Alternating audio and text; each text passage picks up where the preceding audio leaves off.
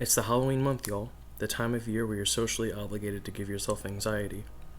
One film that might help you achieve that is Dan Curtis's film from 1975, Trilogy of Terror. Unlike the last film I watched, this work feels a bit more obscure, although that might just be my uncultured ass. Trilogy of Terror was a made-for-TV anthology starring Karen Black, like she's the most important character in each of these three insane stories. I recommend this film if you really enjoy Tales from the Crypt. I mean, like, really enjoy it. Even the weaker seasons, because this one is practically bipolar in tone.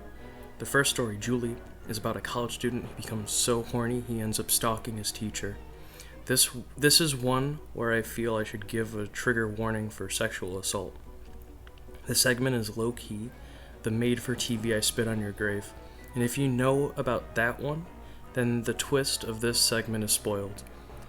I will say it successfully made me uncomfortable throughout, sort of like how it probably felt to be one of Patrick Bateman's victims.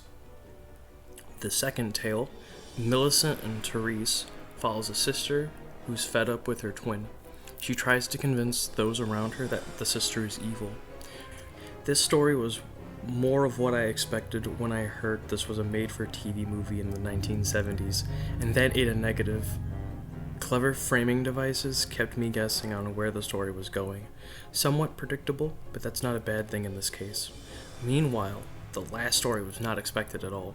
Amelia is about a woman who buys a Zuni fetish doll for her lover's birthday. There's a chain on the doll, which, if broken, would release an ancient spirit.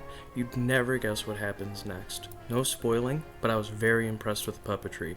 This felt like such a proto-puppet master that I was completely charmed. Easily worth the watch for the entire film. Also, I'll get it out of the way.